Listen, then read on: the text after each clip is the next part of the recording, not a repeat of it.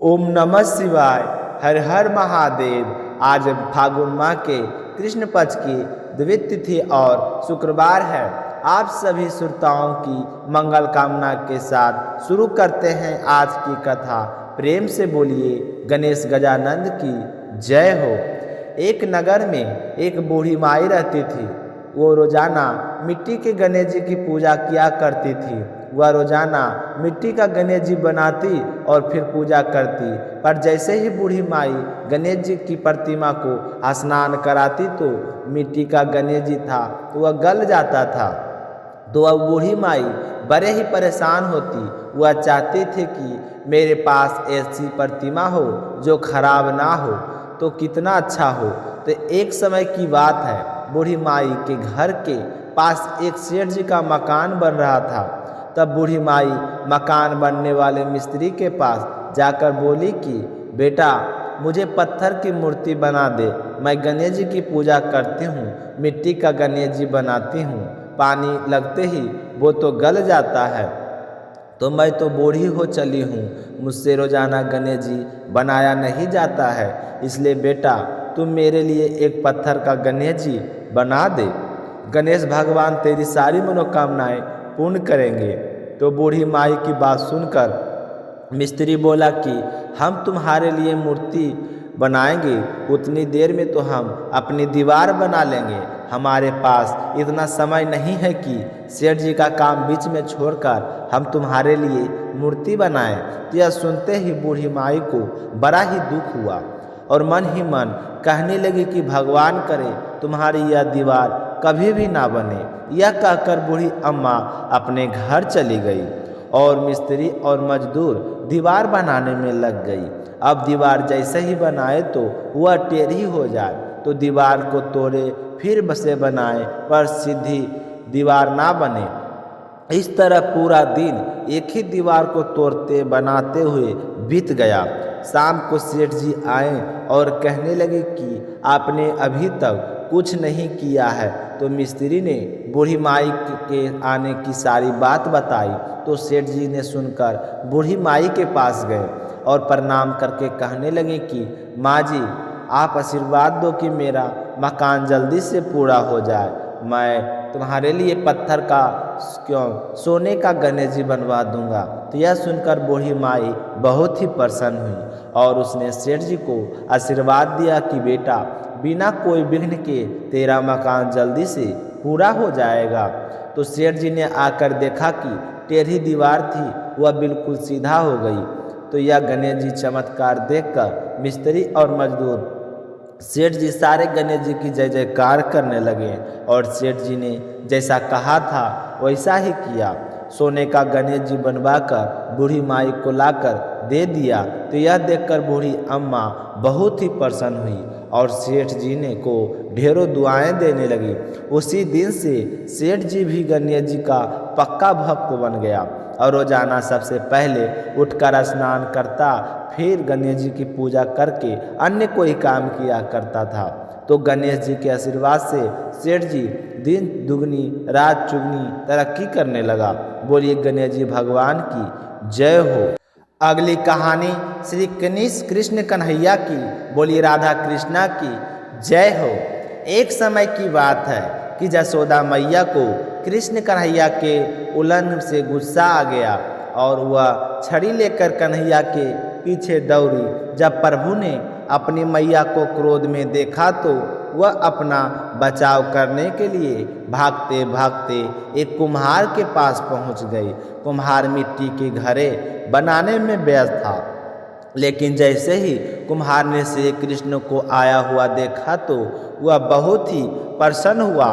कुम्हार जानता था कि श्री कृष्ण साक्षात परमेश्वर है। तब प्रभु ने कुम्हार से कहा कि कुम्हार जी, आज मेरी मैया मुझे पर बहुत ही क्रोधित है और छड़ी लेकर मेरे पीछे आ रही है। भैया, आप मुझे कहीं छुपा लो। तो कुम्हार ने एक झटके एक बड़े से मटके के नीचे कान्हा जी को छुपा दिया। थोड़े ही देर बाद में जसोदा मैया वहाँ आ गई और कुम्हार से पूछने लगी कि कुम्हार, तूने मेरे कन्हैया को देखा है क्या? तो कुम्हार कहने लगा कि नहीं मैया, मैंने कन्हैया को नहीं देखा, मैं तो मेरे घरे बनाने में व्यस्त था, वह वहीं और चला गया होगा। तो कान्हा जी की यह सारी बातें घरे के नीचे छुपकर सुन रहे थे। तो कुम्हार की बात सुनकर जसोदा मैया तो वहाँ से चली गई। तो जसोदा मैया के चले जाने के बाद कान्हा जी कुम्हार से कहते हैं कि भैया, यदि मैया चली गई है तो मुझे इस घरे के नीचे से बाहर निकाल लो। तो कुम्हार कहने लगा कि नहीं प्रभु जी, ऐसे नहीं निकालूं, पहले मुझे 84 लाख योनियों के बंधन से मुक्त होने का वचन दो। तो भगवान मुस्कुराए और कहने लगे कि ठीक है, मैं तुम्हें 84 लाख योनियों से मुक्त करने का वचन देता हूँ, अब तो मुझे बाहर निकाल दो। तो कुम्हार कहने लगा कि नहीं प्रभु, मुझे अकेले को नहीं, मेरे परिवार के सभी लोगों को 84 लाख योनियों के बंधन से मुक्त करने का वचन दो, तो ही मैं आपको इस घरे के नीचे से बाहर निकालूं। तो कुम्हार की बात कान्हा जी ने मुस्कुराते हुए कहा कि चलो ठीक है, मैंने तुम्हारे परिवार के सभी सदस्यों को 84 लाख योनियों को बंधन से मुक्त होने का वचन देता हूँ, अब तो मुझे घड़े से बाहर निकाल दो। तो कुम्हार कहने लगा कि बस प्रभु जी, एक विनती है और है, उसे भी पूरा करने का वचन दो, अगर तो मैं आपको घरे से बाहर निकाल दूंगा। तो कान्हा जी कहने लगे कि वह भी बता दो क्या कहना चाहते हो। तो कुम्हार कहने लगा कि प्रभु जी, जिस घरे के नीचे आप छुपे हो उसकी मिट्टी मेरे बालों के ऊपर लाद कर लाई गई है, मेरे इन बैलों को भी 84 लाख के बंधन से मुक्त करने का वचन दो, तो मैं तुम्हें घरे के नीचे से बाहर निकाल लूँगा। तो भगवान ने कुम्हार के प्रेम और प्रसन्न होकर उन बैलों को भी 84 लाख बंधन से मुक्त होने का वचन दे दिया।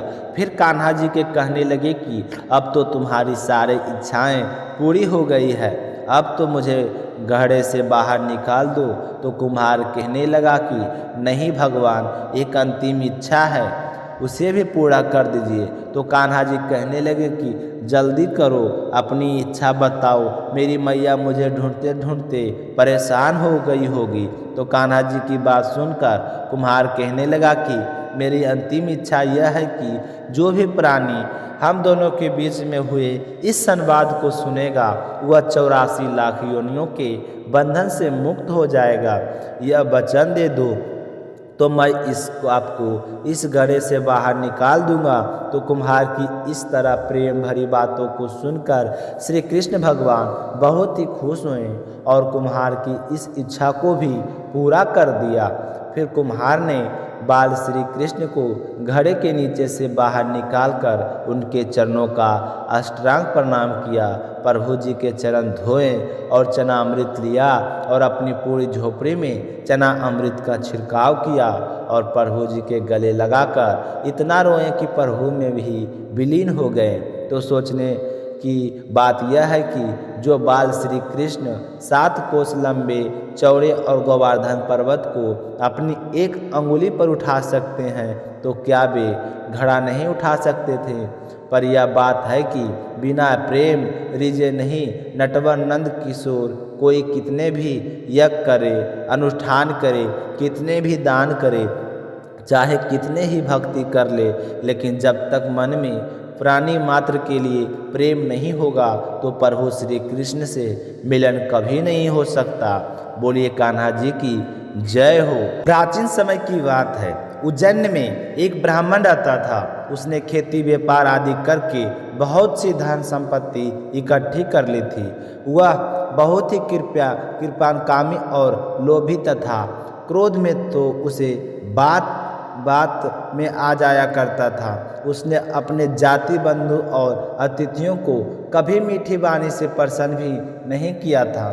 खिलाना पिलाना तो दूर की बात है, वह धर्म कर्म से रीते घर में रहता और स्वयं भी अपने धन संपत्ति के द्वारा समय पर अपने शरीर को भी सुखी नहीं करता था। उसकी कृपण और बुरे स्वभाव के कारण उसके बेटे बेटी, भाई बंधु, नौकर चाकर और पत्नी आदि सभी दुखी रहते थे और मन ही मन उसका अनिष्ट चिंतन किया करते थे। कोई भी उसके मन को प्रिय लगने वाला व्यवहार नहीं करता था।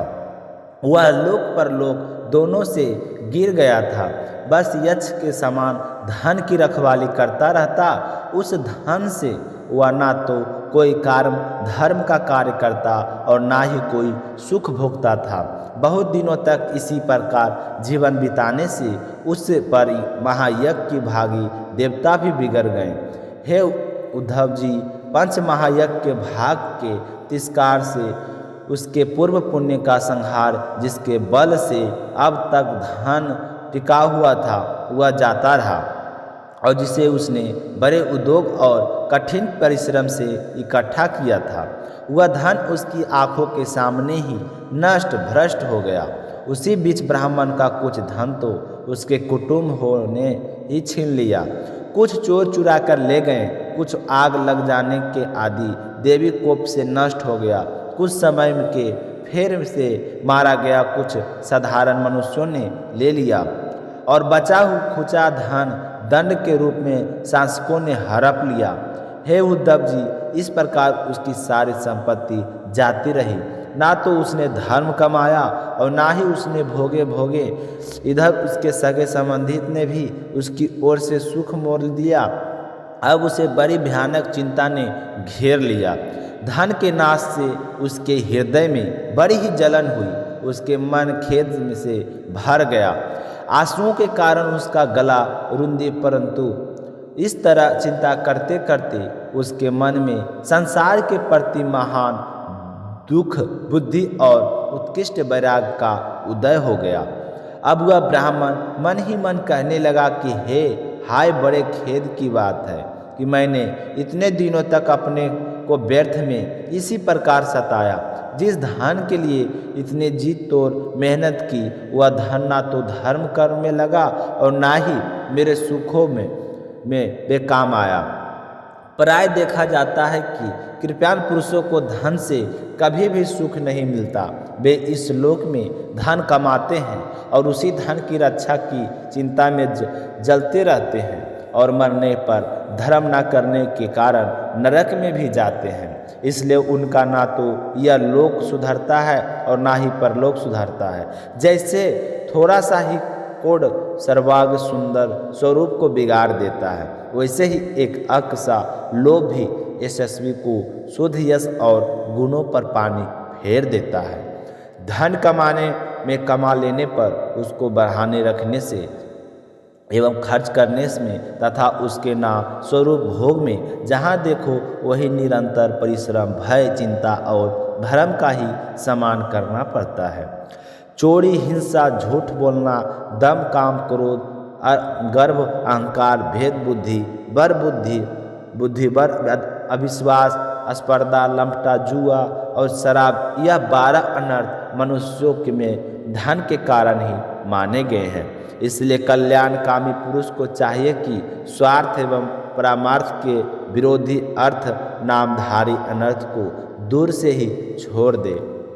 भाई, बंधु, स्त्री, पुत्र, माता पिता, संगे संबंधी जो स्नेह बंधन में बनकर बिल्कुल एक हुए रहते हैं, सबके सब को कोढ़ी के कारण इतने फट जाते हैं कि परंतु एक दूसरे के शस्त्र बन जाते हैं। यह लोग थोड़े से धन के लिए भी शब्द का क्रुद्ध हो जाते हैं। बात ही बात में सोहा संबंध कुछ छोड़ देते हैं, आग लगा देते हैं, रखने लगते हैं, एकाएक प्राण लेने देने पर उतारू हो जाते हैं, यहाँ तक कि एक दूसरे का सर्वनाश कर डालते हैं।